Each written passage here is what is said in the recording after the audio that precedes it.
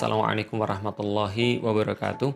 Alhamdulillah, puji dan syukur senantiasa kita panjatkan kepada Allah Subhanahu wa Ta'ala yang telah menciptakan manusia, memberikan petunjuk kepadanya berupa Al-Quran, dan kepadanya kita akan dikembalikan pada satu saat yang tidak ada keraguan di dalamnya. Maka salat dan salam semoga tercurah dan terlimpahkan kepada baginda Nabi besar Muhammad Sallallahu Alaihi Wasallam, dan kita berharap ketika kita kembali kepada Allah Subhanahu Wa Taala, maka kita termasuk orang-orang yang diakui oleh Rasulullah Sallallahu Alaihi Wasallam sebagai bagian daripada umatnya. Teman-teman sekalian yang dirahmati Allah, tentu saja ketika kita dihadirkan, kita disodorkan tentang berita-berita mengenai Baitul Maqdis, tidak sedikit di antara kita yang merasa bingung, merasa kurang referensi, merasa mungkin tidak terlalu banyak informasi tentang kejadian-kejadian yang muncul di Baitul Maqdis. Kenapa bisa muncul? Kok bisa sih kayak gitu? Dan mengenai segala sesuatu yang berkaitan dengannya. Nah, karena itulah teman-teman sekalian, saya pikir baik kiranya kalau saya memberikan sebuah sharing tentang apa yang saya ketahui tentang Baitul Maqdis. Karena saya juga sama teman-teman sekalian seperti orang-orang muslim yang pada umumnya, saya berawal daripada orang-orang yang nggak ngerti tentang Baitul Maqdis. Saya nggak tahu tentang apa yang terjadi di sana. Kenapa sih orang-orang itu senantiasa ada krisis kemanusiaan di situ, ada perang di situ, dan ada segala sesuatu yang kayak nggak damai lah. Padahal kalau misalnya kita lihat itu kan adalah simbol daripada agama-agama yang ada di dunia. Terutama ada 3 agama besar, yaitu adalah Yahudi, Nasrani, dan Islam. Tapi kenapa sih daerah itu tidak kunjung damai dan terus-menerus konflik? Nah, ketika saya nggak ngerti itu, walaupun saya sudah muslim pada saat itu, saya juga punya satu kecenderungan untuk ya tidak ngeh dan tidak aware dan tidak punya keberpihakan mungkin karena saya nggak ngerti apapun. Karena itulah saya coba untuk mencari tahu tentang apa sih yang sebenarnya terjadi di Palestina, apa yang terjadi di Baitul Maqdis, dan termasuk kita akan coba menyampaikan juga term apa sih yang paling tepat untuk membicarakan masalah yang ada di sana. Maka teman-teman sekalian, sebelumnya saya pengen kasih tahu dulu bahwa ini adalah satu materi yang pernah saya buat sekitar tahun 2010, dan materi ini sedikit banyak merangkum apa yang terjadi di daerah Baitul Maqdis. Teman-teman tahu ya bahwa di Palestina yang sekarang teman-teman kenal itu ada 2 daerah sebenarnya. Yang pertama adalah daerah West Bank atau tepi barat Sungai Yordan yang itu cenderung lebih aman, dan satu lagi adalah wilayah yang namanya Gaza. Yang teman-teman tahu bahwa Gaza itu sekarang dipimpin oleh yang namanya Hamas gitu ya. Nah, setelah itu 2 itu sendiri kan adanya di daerah yang namanya Israel, kita tahu. Nah, kita nggak apa-apa, kita punya pandangan dulu tentang itu, tapi saya akan sedikit sharing ini, insya Allah nanti akan membuat teman-teman paham tentang gambaran besarnya seperti apa. Dan teman-teman juga tahu bahwa Gaza ini kan kayak the world largest prison. Kenapa? Karena Gaza ini sendiri itu kayak satu daerah yang nempel di Mesir. Jadi perbatasan sebelah mana tuh ya? Timur, selatan, barat daya. Jadi barat dayanya itu berbatasan dengan Mesir. Jadi disitulah ada pintu yang namanya pintu Rafah, dan selain pintu Rafah itu, selain itu ada 7 pintu yang lain lagi yang memang langsung berbatasan dengan Israel. Sementara yang sebelah barat itu dia berbatasan dengan Laut Mediterania. Jadi memang Gaza ini ketutup dari manapun. Dia kayak disebut the world largest prison, dan benar-benar hidup mereka itu terkunci dari arah mana saja, sehingga pernah mereka diboikot listrik, air bersih juga susah di sana, dan mereka juga kesulitan dengan segala macam fasilitas, tapi somehow mereka tetap bisa survive, yaitu adalah pertolongan Allah Subhanahu wa Ta'ala. Itu adalah Gaza. Dan Gaza ini sendiri terletak di satu wilayah lagi yang dikenal sama orang-orang disebut dengan Palestina. Jadi Palestina ini apa nanti juga akan kita jelasin. Dan di situ ada satu kota yang sangat penting bagi 3 agama yang disebut dengan bahasa internasional sebagai Yerusalem. Kalau orang-orang muslim mungkin lebih mengenalnya dengan nama Al-Quds gitu ya. Jadi Al-Quds, atau orang-orang yang di internasional menyebut Yerusalem. Daerah ini semuanya, ini adalah daerah memang daerah suci terhadap 3 agama. Pertama, agama Yahudi, mereka menganggapnya ini adalah agama yang suci. Karena kenapa? Karena ini yang disebut dengan tanah terjanji bagi mereka yang mereka ambil daripada kitab-kitab suci mereka.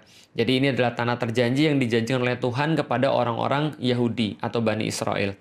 Sedangkan bagi orang-orang Kristen atau orang-orang Nasrani, ini juga menjadi tempat yang suci bagi mereka karena disinilah letak Yesus mengadakan perjamuan terakhir sebelum dikhianati oleh Yudas Iskariot. Itu kepercayaan mereka. Dan disinilah juga ada tempat yang namanya Bukit Golgota yang mereka yakini sebagai tempat penyaliban Yesus Kristus.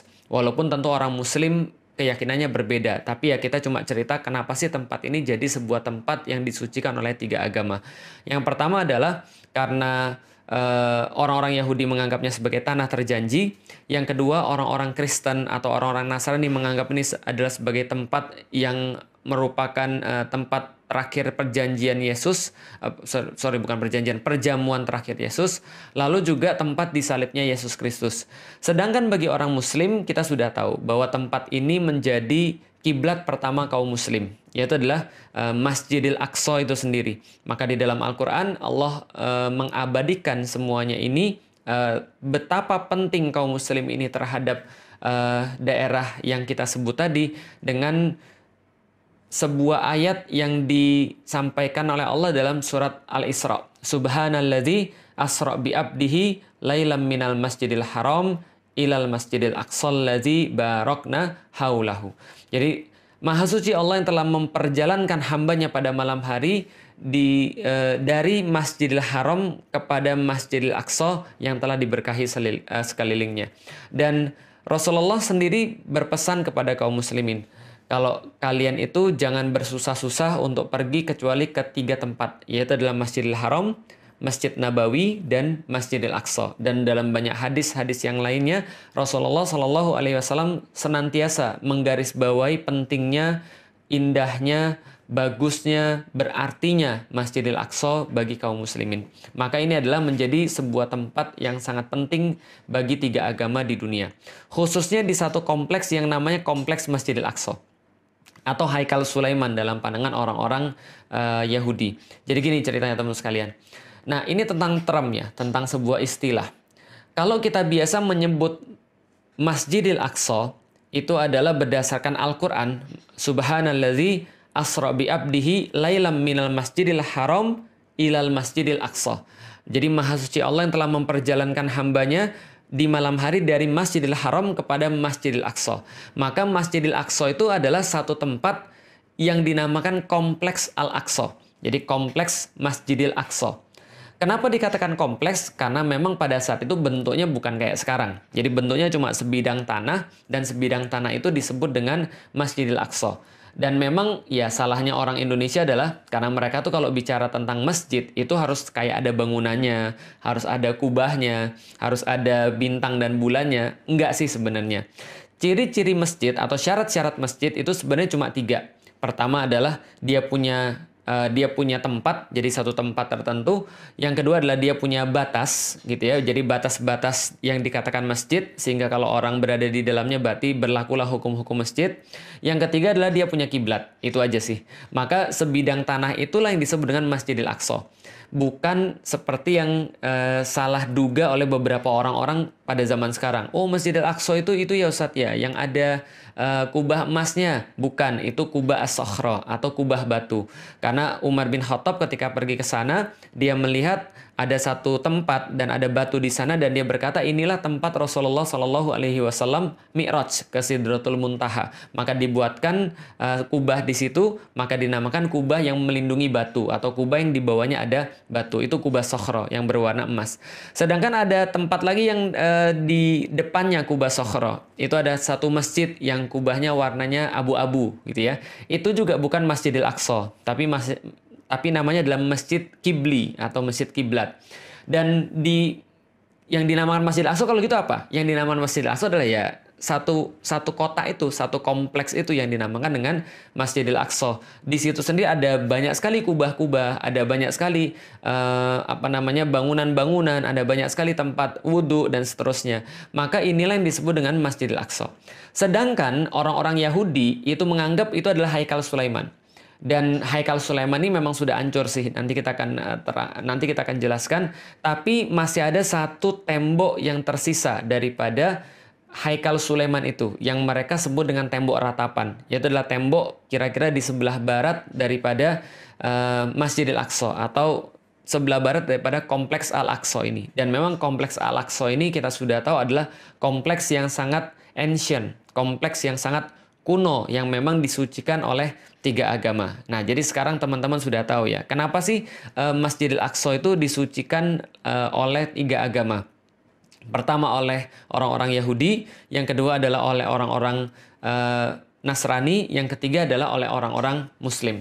Nah, sekarang kita coba cerita dulu kok bisa sih orang-orang Yahudi itu masuk ke sana, dan kok bisa sih orang-orang Yahudi itu ya juga keluar dari sana.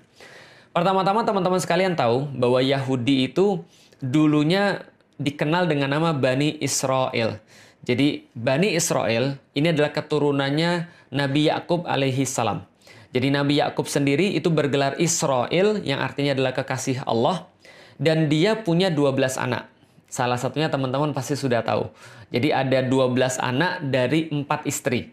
Jadi dari 4 istri ada 12 anak. Yang teman-teman pasti kenal adalah Nabi Yusuf. Itu adalah anak daripada Nabi Yakub. Nabi Yusuf dan 11 saudaranya yang lain, itu mereka yang disebut dengan Bani Israel. Dan kita sudah tahu juga, Yusuf itu nanti menjadi bendahara Mesir, lalu kemudian orang-orang Bani Israel nanti masuk ke Mesir, lalu beranak pinak di sana. Singkat cerita, kemudian mereka diperbudak oleh Fir'aun, lalu Fir'aun itu didatengin oleh Nabi Musa dan Harun. Maka Nabi Musa dan Harun itu ngajak mereka pergi dari Mesir untuk menuju ke satu tempat yang dijanjikan oleh Allah Subhanahu wa Ta'ala. Dan kita sudah tahu juga di dalam Al-Quran, ketika Nabi Musa itu datang ke sana, ke tempat itu, bertemu dengan orang-orang yang orang-orang itu kasar, gede. Inilah yang dinamakan dengan orang-orang Filistin. Jadi orang-orang yang memang asli di situ, orang Filistin. Maka kita kenal sekarang namanya daerah Filistin atau Palestina. Tapi orang-orang Yahudi kan nggak mau masuk. Allah katakan di dalam Al-Quran, mereka malah ngece. Mereka malah berbuat sesuatu yang tidak pantas kepada Nabi Musa. Sampai mereka menyakiti Nabi Musa. Gitu kan ya. Sampai Nabi Musa berkata, "Lima tu'zunani," gitu kan ya. Kenapa engkau menyakiti aku? Dengan apa? Ya memaksiati Nabi Musa. Tidak mengindahkan perintah Allah yang dibawa oleh Nabi Musa. Lalu kemudian mereka ogah-ogahan ikut Nabi Musa. Padahal Nabi Musa sudah menunjukkan mereka banyak sekali mukjizat dan sudah mengurus mereka. Tapi ketika mereka diminta untuk berperang, masuk ke dalam daerah yang sudah dijanjikan oleh Allah Subhanahu wa Ta'ala, mereka malah bilang, "Enggak deh, makasih, kami enggak mau ikut-ikutan. Kami ngeri ngelihat orang-orang yang ada di sana. Udah kamu aja yang perang sama Tuhanmu. Kami nggak mau ikut-ikutan. Kami di sini duduk-duduk aja lah." Nah, karena itulah Allah murka kepada mereka dan Allah menyesatkan mereka sebanyak 4 masa. Mereka nggak bisa masuk ke sana. Dan mereka bisa masuk ketika zamannya nanti Yusha bin Nun yang melanjutkan pengurusan terhadap Bani Israel setelah Nabi Musa dan Nabi Harun. Dan itu pun mereka nggak berhenti buat masalah. Mereka malah kemudian ingkar terhadap perintah Allah. Mereka mempermainkan aturan-aturan Allah. Mereka malah membuat olok-olokan terhadap para nabi dan seterusnya. Dan singkat cerita lagi, Yusha bin Nun ini membagi tanah terjanji, tanah Filistin itu menjadi 12 bagian. Yaitu adalah merujuk pada 12 Bani Israel atau 12 anak-anak Nabi Yakub. Sedangkan Yusha bin Nun sendiri itu menjadi sebuah penengah di antara mereka untuk memerintah mereka. Karena memang urusan mereka senantiasa diurus oleh para nabi. Tapi ya itulah, bukan Yahudi kalau enggak bikin masalah. Mereka bikin masalah lagi. Mereka terpecah lagi, ribut lagi, dan akhirnya terbagi 2 wilayah. Wilayah pertama itu ada kerajaan Israel yang ada di utara. Wilayah kedua namanya kerajaan Yehuda yang ada di sebelah selatan. Jadi kalau misalnya kerajaan Israel ini mereka punya ibu kota namanya Samaria. Sedangkan ibu kotanya kerajaan Yehuda itu ibu kotanya Yerusalem. Seperti yang sudah kita tahu dan kita sudah ceritakan tadi. Dan ini mereka terus-menerus berselisih dan konflik satu sama lain. Terus-menerus konflik sampai akhirnya ada satu kerajaan namanya kerajaan Assyria itu menaklukkan kerajaan Israel yang ada di utara. Nah, ini saya sudah ringkaskan, dan ini nanti insya Allah tulisan ini akan saya berikan pada teman-teman sekalian, karena saya udah ngeringkasin beberapa tentang beberapa sejarah tentang Israel. Nah, jadi teman-teman sekalian, pada tahun 722, ini kerajaan Assyria 722 sebelum Masehi ya. Kerajaan Assyria ini menaklukkan wilayah bagian utara, yaitu adalah kerajaan Israel. Dan ketika dia mau menaklukkan kerajaan Yehuda, maka kerajaan Assyria ini keburu ditaklukkan sama kerajaan Babilonia. Jadi diserang sama kerajaan Babilonia yang rajanya sangat terkenal, namanya Nebukadnezar gitu kan ya. Bukhtanasir kalau dalam bahasa Arabnya. Nah, lalu kemudian Nebukadnezar ini melakukan juga penaklukan terhadap kerajaan Yehuda pada tahun 597. Dan pada tahun berikutnya, 596 sebelum Masehi, maka Haikal Sulaiman itu dihancurkan.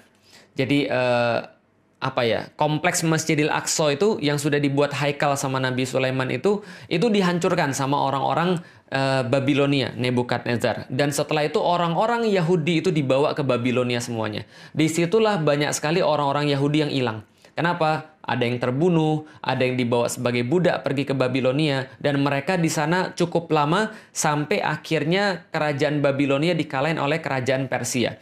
Nah, jadi kerajaan Persia pada tahun 539 menyerbu Babilonia, lalu kemudian Raja Cyrus ini mengembalikan orang-orang Yahudi ke daerah mereka dan mempersilahkan mereka untuk membangun kembali Haikal Sulaiman yang diselesaikan pada tahun 516 sebelum Masehi, pada masa pemerintahannya Darius Agung. Nah, jadi ini terus-menerus kemudian dilakukan, tapi nggak berhenti sampai di situ. Orang-orang Yahudi tetap lagi kemudian bikin masalah sampai akhirnya Romawi yang menguasai mereka, dan ketika Romawi menguasai mereka itu, Titus pada tahun 70 Masehi itu meratakan kembali Haikal Sulaiman. Jadi 2 kali Haikal Sulaiman itu hancur, yaitu adalah sebuah kompleks tempat ibadah yang dibangun oleh Nabi Sulaiman. Itu hancur pertama adalah pada tahun 596 sebelum Masehi oleh Nebukadnezar atau oleh Babilonia. Yang kedua oleh Titus pada tahun 70 Masehi. Ini juga diratakan kembali. Jadi ini nggak ada urusan dengan kaum muslimin. Dan kembali lagi setelah ini mereka diusir semua dari tanah terjanji itu. Karena mereka itu bikin selalu masalah, membuat situasi jadi nggak bagus, dan senantiasa melakukan pemberontakan, maka orang-orang Romawi ngusir seluruh orang-orang Yahudi dari tanah terjanji mereka itu. Itulah kedua kalinya mereka diusir. Pertama kalinya mereka dijadiin budak ke Babilonia, yang kedua mereka diusir dari tanah terjanji oleh orang-orang Romawi. Jadi nggak ada urusan dengan orang-orang Muslim. Dan pengusiran kedua inilah teman-teman sekalian yang dikenal dengan nama diaspora. Jadi mereka pergi melanglang buana kemanapun, ke daerah-daerah yang lain gitu kan ya. Sampai mereka punya dendam yang besar terhadap orang-orang Romawi ini. Kenapa? Yang sudah mengusir mereka dari tanah terjanji. Terus-menerus ini kemudian mereka menjalani kehidupan yang sulit. Dan orang Yahudi ini karena punya sifat yang nggak baik. Mereka punya sifat serakah, mereka punya sifat suka ingkar janji, mereka punya sifat pengecut, mereka suka mengolok-olok orang, mereka suka melakukan hal-hal yang nggak bagus gitu ya. Maka mereka ini kemana-mana dapat masalah. Di Jerman dapat masalah, di Austria dapat masalah, lalu kemudian di Eropa tempat-tempat yang lain mereka dapat masalah. Dimanapun mereka tinggal, orang-orang Yahudi ini memang senantiasa eksklusif dan menimbulkan problem. Karena itulah kebanyakan dimanapun itu mereka senantiasa punya problem dengan masyarakat setempat. Nanti list-listnya itu teman-teman bisa cari. List-list problem terhadap orang-orang Yahudi. Makanya sampai dikenal dengan nama gerakan antisemit atau gerakan anti-Yahudi, kira-kira gitu ya. Nah, hanya saja ketika pada tahun 1860 ini lahir seorang pemuda yang orang ini nanti akan menjadi bapak Zionis, namanya Theodor Herzl. Dia seorang Yahudi berkebangsaan Austria. Lalu pada tahun 1896, jadi lahirnya 1860 lahir. 1896 ketika dia berumur 36 tahun, itu dia menulis satu buku yang sangat fenomenal pada zamannya. Namanya bukunya Der Judenstaat, yaitu adalah the Jewish state. Nah, jadi Der Judenstaat, the Jewish state. Dan di situ dia menegaskan kembali bahwa perlu banget bagi orang-orang Yahudi supaya tidak mendapatkan problem di mana-mana, maka mereka harus bersatu dan sudah wajib bagi mereka untuk memiliki sebuah negara. Makanya judulnya Der Judenstaat, the Jewish state. Dan ketika itu orang-orang bilang, wah ini orang gila, ini orang stres, ini berbahaya. Kenapa? Di zaman itu teman-teman sekalian, orang Yahudi aja di mana-mana nggak disukai oleh orang. Apalagi ada ide mereka mau buat satu negara. Nah, itu orang udah kebayang tuh problemnya kayak apa. Maka ini kemudian dibully, lalu kemudian dilarang peredaran buku ini. Nggak boleh dibaca, nggak boleh diperjualbelikan. Kenapa? Karena mengandung ide yang sangat absurd bagi orang-orang pada zamannya. Tapi dia nggak berhenti. Dia melakukan kontak terus-menerus. Dan akhirnya dia dapat kontak namanya Lord Rothschild. Jadi ada satu keluarga sangat kaya sekali yang merupakan pionir daripada sistem perbankan. Namanya adalah keluarga Rothschild. Dan waktu itu Theodor Herzl ini dapat sponsor daripada Rothschild. Lalu dia pada tahun berikutnya, pada tahun 1837 ini mengadakan tadi kan 1860 ya, 1897. Jadi setahun setelah bukunya keluar 1896, lalu pada tahun 1897 maka diadakanlah sebuah Kongres Zionis pertama di dunia. Apa yang mereka kemudian simpulkan di sana? Kami harus bangun satu negeri untuk orang-orang Yahudi, untuk mewujudkan cita-cita orang-orang zaman dulu bahwa negara Yahudi harus bersatu dan punya satu tempat. Pertanyaannya teman-teman sekalian, kalau ada orang-orang kayak gini yang memang di mana-mana bikin masalah, di mana-mana dibenci sama orang, lalu mereka punya ide dari Judenstaat, gimana kalau kita buat satu negara buat orang Yahudi, the Jewish state. Kalau gitu pertama kali mereka harus cari tanah dong, mereka harus cari tempat dong. Pertanyaannya tempatnya di mana? Jawaban teman-teman betul. Kalau ada orang Yahudi yang mau nyari tempat untuk dijadikan sebuah negara, karena mereka pikir bahwa negara itu adalah sesuatu yang harus mereka punya untuk mewujudkan cita-cita mereka di masa yang lalu, maka pastilah mereka akan cari tanah yang berhubungan dengan sejarah mereka. Maka mereka fix. Ketika Kongres Zionis itu, mereka mengatakan kami mau punya tanah. Yaitu adalah tanah yang dijanjikan oleh Tuhan bagi kami. Ironis memang, mereka disuruh masuk, mereka nggak mau. Mereka sudah masuk, mereka bikin masalah, diusir sekali oleh kerajaan Babilonia di bawah Nebukadnezar, lalu mereka balik lagi, buat lagi Haikal Sulaiman, dihancurin lagi yang kedua oleh Titus Romawi gara-gara kelakuan mereka juga. Lalu kemudian diusir kemana-mana dan mereka nggak bisa balik lagi ke sana untuk melakukan ibadah sesuai dengan keyakinan mereka. Tapi ketika mereka disuruh milih, mereka milih tempat itu lagi. Karena kenapa? Ya karena mereka merasa itu kaitan dengan sejarah mereka. Padahal mereka sudah mengabaikan tempat itu in the first place untuk pertama di awal kalinya, gitu kan ya. Nah ini mereka kemudian mau balik lagi ke tanah terjanji. Mereka bilang balik ke tanah Zion, balik ke tanah terjanji mereka, yaitu adalah tanah yang disebut dengan tanah Palestina. Pertanyaannya, siapa penguasa tanah Palestina pada saat itu? Siapa penguasa tanah Baitul Maqdis pada saat itu? By the way, teman-teman sekalian, tadi kita sudah sampaikan soalan istilah. Masjidil Aqsa itu disebut dengan Baitul Maqdis sendiri. Jadi Masjidil Aqsa yang kota itu adalah Baitul Maqdis sendiri ketika dikatakan oleh Rasulullah Shallallahu Alaihi Wasallam.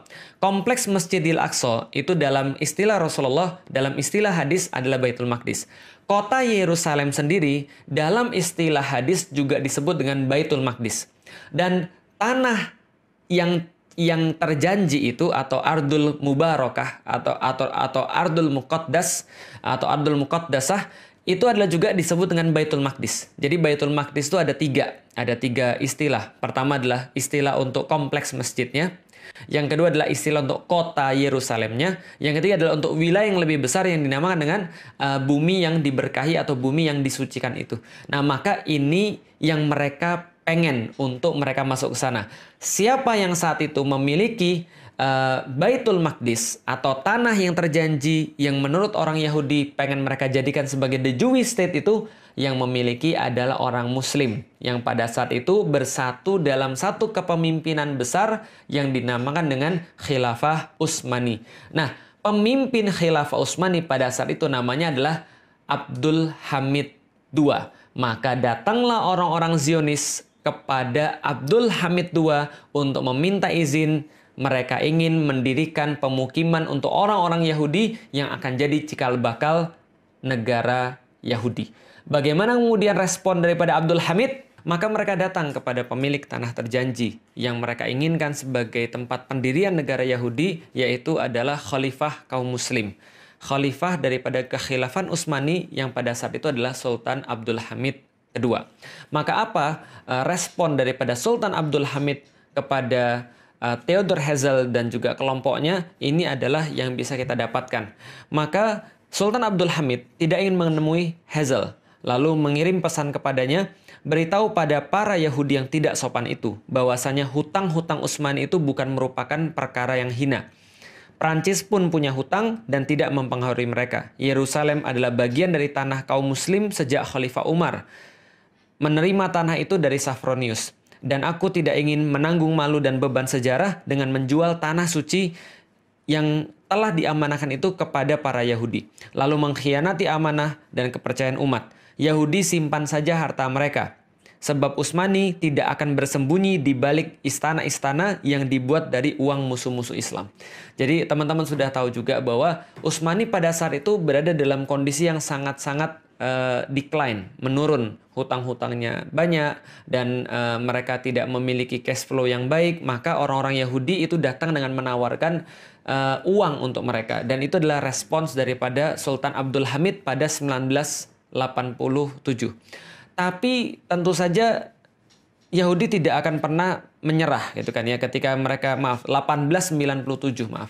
Jadi Yahudi tidak akan menyerah. Maka dia datang lagi pada tahun 1901 untuk menawarkan lagi kepada Utsmani sebuah penawaran yang lumayan bikin ngiler ya teman-teman sekalian ya. Yahudi kembali, maka mereka nggak main-main. Maka mereka menawarkan pada Sultan Abdul Hamid itu sekitar 150 juta pound sterling di masa itu. Nah kalau sekarang itu kira-kira setara dengan 305 triliun ya, triliun rupiah minimal. Lalu kemudian diberikan lagi bonus kalau misalnya Sultan Abdul Hamid mau memberikan beberapa bidang tanah kepada orang-orang Yahudi untuk mendirikan negaranya itu, maka mereka memberikan bonus membangun Universitas Utsmani dan memberikan juga kapal perang kepada orang-orang Utsmani. Karena mereka sudah punya sponsor, kita tahu namanya Lionel Walter Rothschild atau yang dikenal dengan Sir Lord Rothschild itu. Maka kemudian Abdul Hamid berkata lagi kepada Herzl yang menawarkan tawaran-tawaran itu tadi. Nasihati Dr. Herzl, jangan sekali-kali meneruskan proyek itu. Aku tidak bisa berikan tanah itu karena tanah itu bukan milikku. Tanah itu milik umat muslim yang telah berjihad dan menyiraminya dengan darah mereka. Yahudi silahkan simpan uang mereka. Lalu kemudian Abdul Hamid melanjutkan, jika khilafah Islam dimusnahkan pada satu hari, mereka boleh mengambil tanah itu tanpa bayar. Jadi kayak apa ya? Kayak sebuah kedikdayaan gitu ya, sebuah kemuliaan, sebuah izah. Jadi pokoknya selama ada khilafah, selama aku masih ada, dan selama kaum muslim itu punya kekuatan, kalian nggak bakal bisa. Tapi kalau saya ini sudah nggak ada, ambil gratis aja. Seolah-olah ya Abdul Hamid mungkin nggak akan berpikir bahwa sebentar lagi khilafah itu ya tidak akan ada di muka bumi, sehingga kaum muslimin tidak memiliki pelindung dan tidak memiliki perisai. Lalu kemudian beliau katakan, akan tetapi selama aku masih hidup, aku lebih rela menusukkan pedang ke dalam tubuhku daripada tanah itu dikhianati dan dipisahkan dari khilafah Islam. Aku tidak akan memulai pemisahan tubuh kami selagi kami masih hidup. Jadi itu adalah jawaban final yang diberikan oleh Abdul Hamid kepada Federasi Zionis. Nah, setelah itu Zionis nggak pernah datang lagi. Tapi walaupun miswab, setelah Abdul Hamid menolak mereka itu, walaupun miswab, siapa yang merancang Perang Dunia Pertama ini, tapi yang jelas setelah selesai Perang Dunia Pertama ini, keuntungan yang didapat paling besar adalah keuntungan bagi orang-orang Yahudi. Jadi apa yang terjadi? Tahun 1914 muncul perang.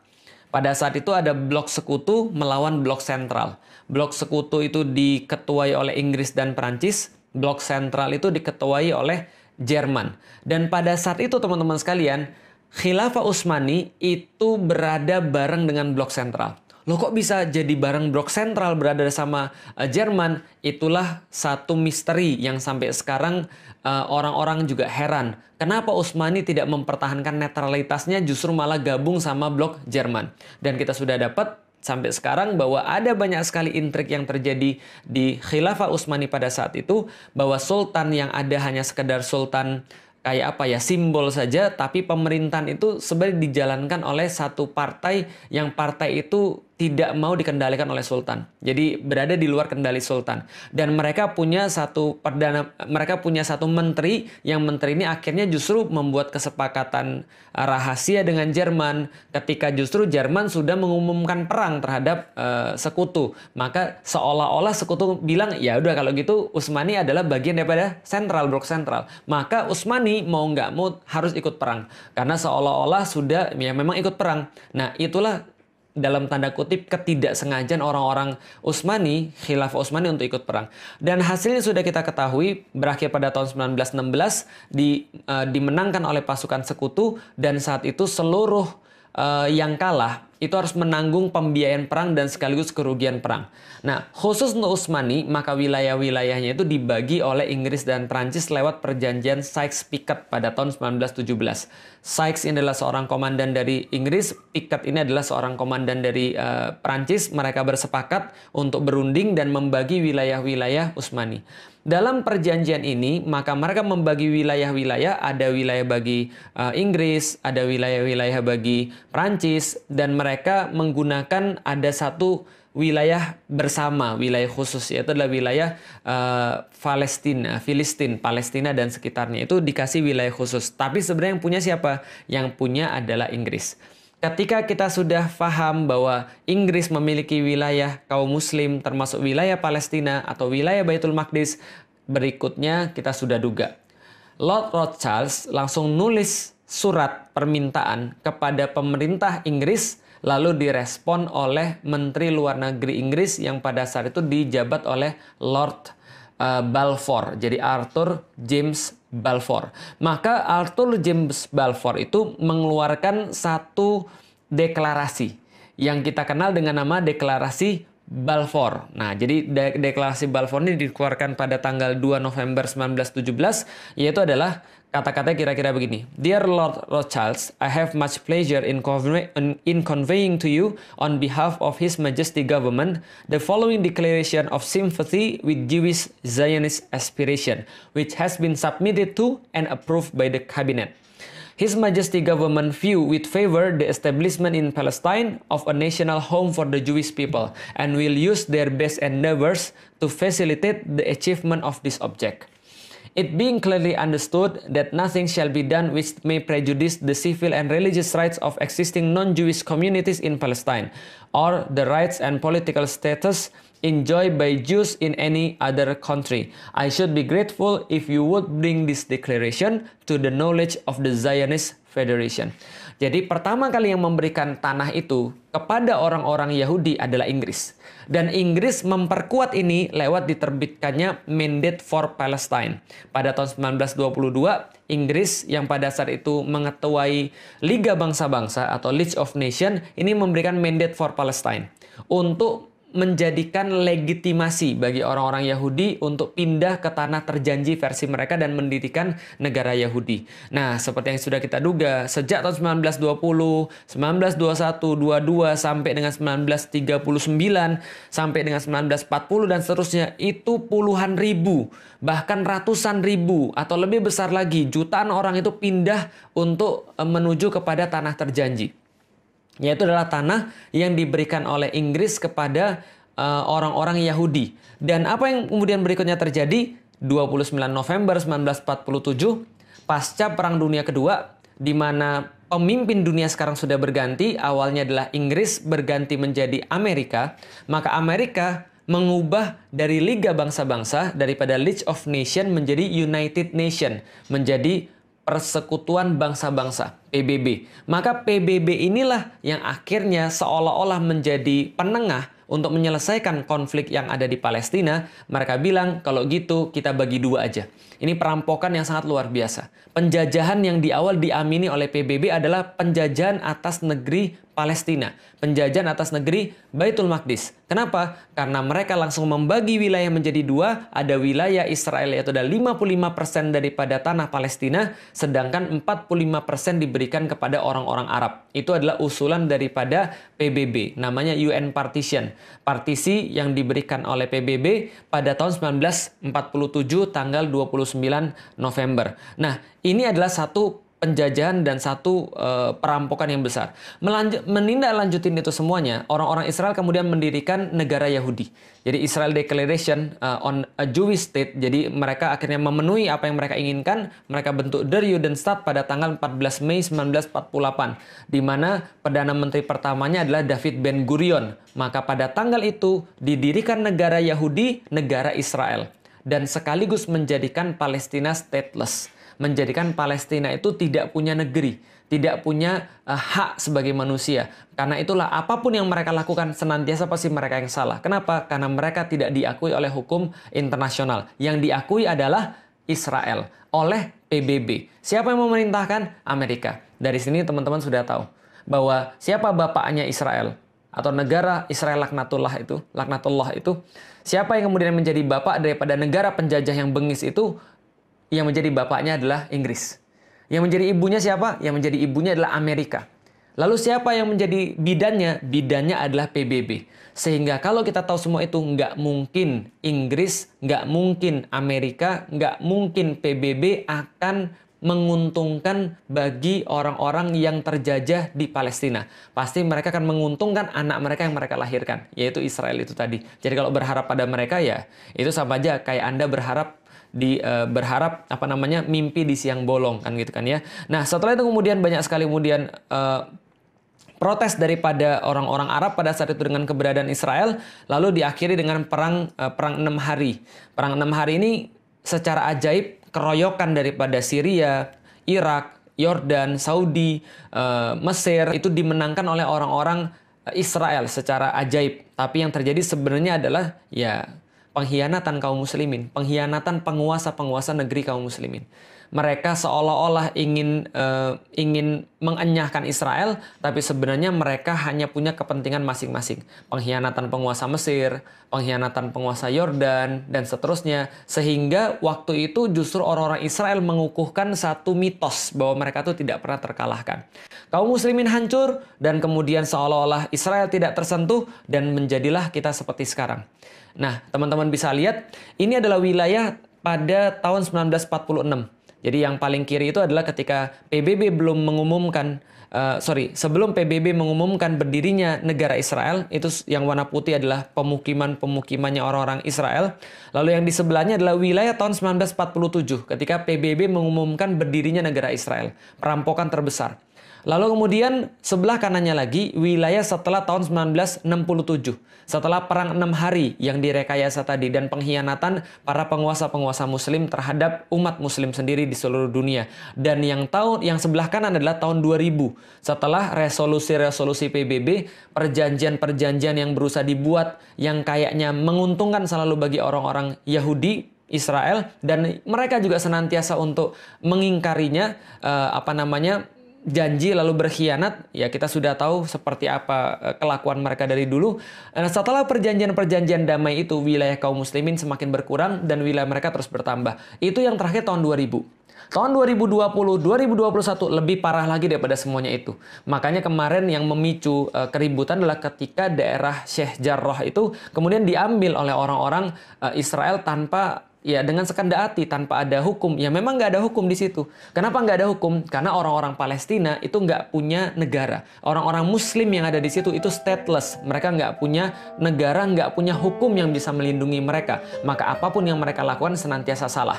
Nah, yang pengen kita sampaikan adalah teman-teman sekalian, setelah PBB itu mengumumkan berdirinya negara Israel, maka pembantaian demi pembantaian dilakukan atas nama hukum.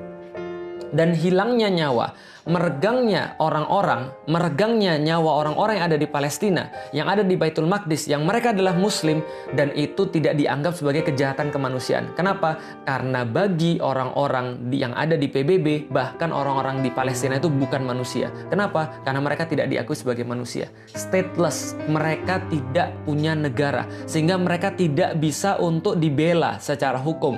Kenapa? Karena mereka stateless. Karena kenapa? Karena Israel yang diakui sebagai satu-satunya negara. Maka kemarin ketika saya mendengar ada orang-orang bilang, itu peta Palestina dihapus dari Google. Sejak kapan Google memakai peta Palestina? Sejak kapan Google mencantumkan Palestina sebagai sebuah negara? Mereka nggak diakui. Kenapa nggak diakui? Karena secara hukum dunia, itu bukan sebuah negara. Yang negara cuma Israel. Maka kita lihat sekarang Israel cuma yang dicantumkan di peta. Karena memang yang diakui sebagai negara adalah dia. Siapa yang ngakui negara? PBB. PBB kan bidannya. Maka kalau misalnya ngarep PBB nyelesain masalah Palestina, nggak akan mungkin. Menyelesaikan masalah di Baitul Maqdis, nggak bakal mungkin. Karena mereka yang bikin masalahnya di awal. Jadi teman-teman sudah paham. Nah, kenapa misalnya PBB bisa begitu? Ya karena mereka didukung. Didukung oleh siapa? Mereka didukung oleh Amerika, mereka didukung oleh Inggris, mereka didukung oleh kebanyakan orang-orang penguasa di dunia. Sementara orang-orang Muslim penguasa-penguasanya hanya bisa diam melihat hal yang seperti ini.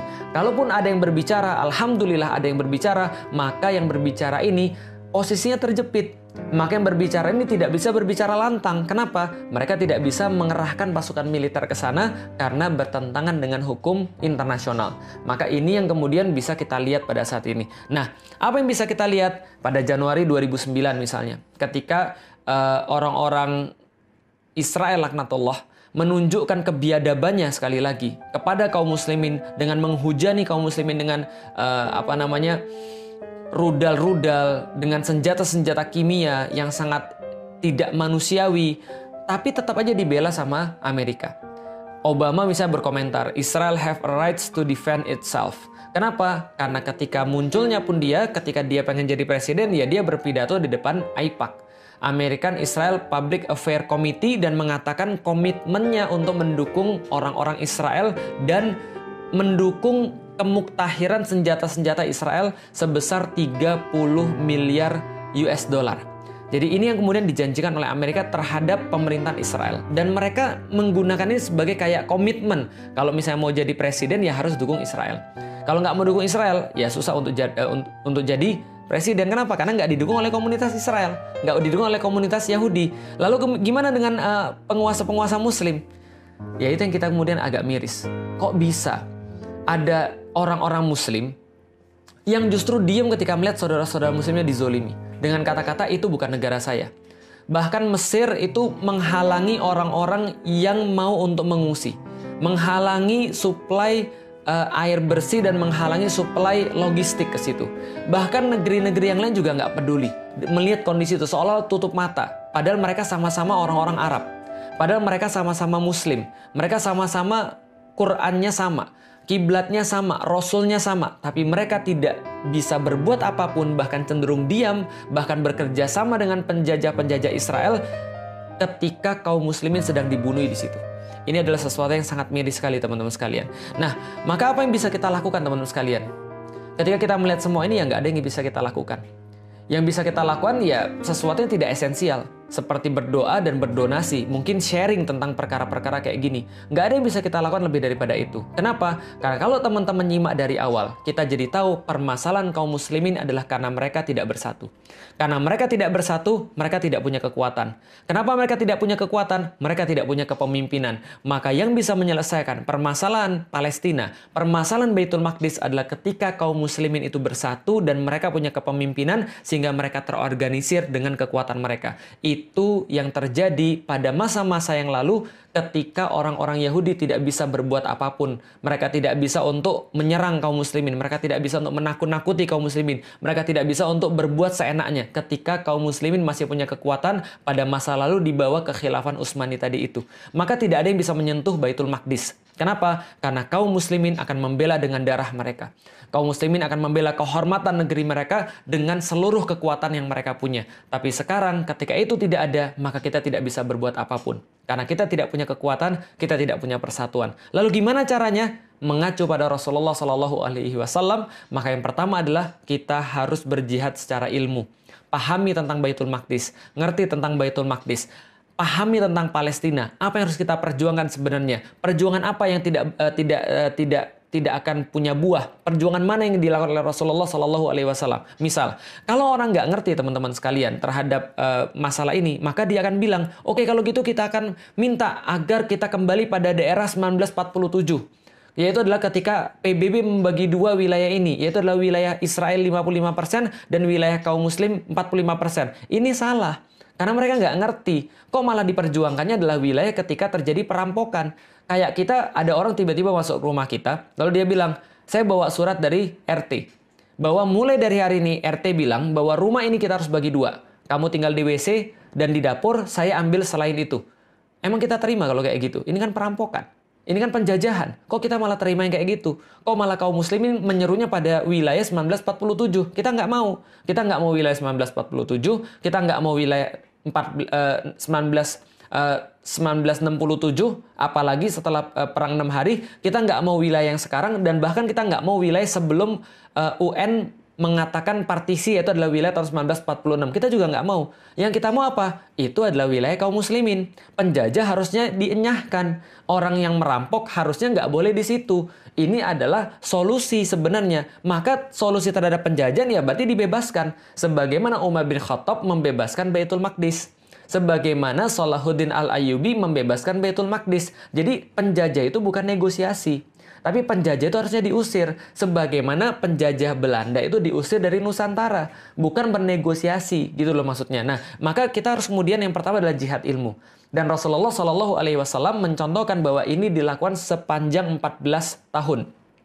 Setelah itu Rasulullah melakukan jihad negosiasi atau jihad politik yang dilakukan oleh Rasulullah sepanjang 2 tahun. Mengirimkan surat-surat, bernegosiasi dengan penguasa-penguasa yang ada di Baitul Maqdis dan seterusnya. Lalu setelah itu baru Rasulullah menempuh jihad militer yang berakhir dengan pembebasan Baitul Maqdis di zamannya Umar bin Khattab pada tahun 638 Masehi. Inilah kemudian yang menjadi sebuah pengetahuan bagi kita yang pengen saya sharing teman-teman sekalian. Jadi teman-teman sekarang ngerti kenapa sih Palestina itu bermasalah. Atau lebih tepatnya istilahnya adalah Baitul Maqdis itu bermasalah. Lalu apa yang bisa kita lakukan untuk menyelesaikan problem Baitul Maqdis secara long term, secara permanen, yaitu adalah membangun kekuatan itu dan membangun persatuan itu dan membangun kepemimpinan itu. Lalu apa yang bisa kita lakukan sekarang? Nggak ada yang lain selain doa, donasi, dan share pengetahuan-pengetahuan tentang Baitul Maqdis agar kita tidak menjadi orang-orang yang memperhatikan Baitul Maqdis hanya ketika mereka menangis dan berteriak ketika mereka dibom, dihujani dengan peluru ataupun dibunuh di depan mata kita. Sehari lagi kita menunda kebangkitan Islam, sama seperti sehari lagi kita memberikan waktu bagi penjajah Zionis biadab itu untuk membunuhi saudara-saudara kita yang ada di Palestina. Karena itulah teman-teman sekalian, ini yang bisa kita lakukan. Berdoa, berdonasi, dan sharing pengetahuan-pengetahuan yang ada di kita semuanya. Dan Allah Subhanahu wa Ta'ala mungkin pada tahun ini memberikan kita sebuah pelajaran yang sangat berarti. Agar kita tuh noleh kepada mereka di tengah-tengah kesibukan kita, itikaf, menikmati sajian-sajian Ramadan. Tapi Allah bilang, lihat loh ada saudara-saudara kalian itu. Yang saudara-saudara kalian itu tertindas, yang saudara-saudara kalian itu terjajah. Mudah bagi Allah untuk membebaskan mereka. Tapi bukan itu ceritanya. Ceritanya adalah bahwa Allah memberikan kesempatan pada kita untuk muncul kesatria-kesatria di antara kita. Memperhatikan mereka, senantiasa mengisi hati kita dengan Baitul Maqdis, kiblat pertama kita. Supaya besok-besok ketika diperlukan kemudian perjuangan-perjuangan yang lebih besar, maka kita sudah siap dengan ilmu-ilmu dan sakofah kita tentang Baitul Maqdis. Artinya teman-teman sekalian, kalau memang kita merasa sedih, kalau memang kita merasa marah, kalau memang hati kita tercabik-cabik, kita bisa menggunakan apapun yang kita punya. Kalau kita nggak bisa donasi, minimal kita berdoa. Kalau kita bisa berdonasilah dengan harta terbaik yang kita punya. Tapi kalaupun kita sudah melakukan semua itu semua tidak cukup. Melainkan kita harus untuk mempelajari, kita harus untuk mengerti, memahami, dan kemudian menyebarkan sampai orang-orang paham dengan sakofah yang benar tentang Baitul Maqdis hingga kita bisa berpindah kepada tahapan-tahapan selanjutnya. Wallahu a'lam bishawab, teman-teman sekalian, semoga bermanfaat. Assalamualaikum warahmatullahi wabarakatuh.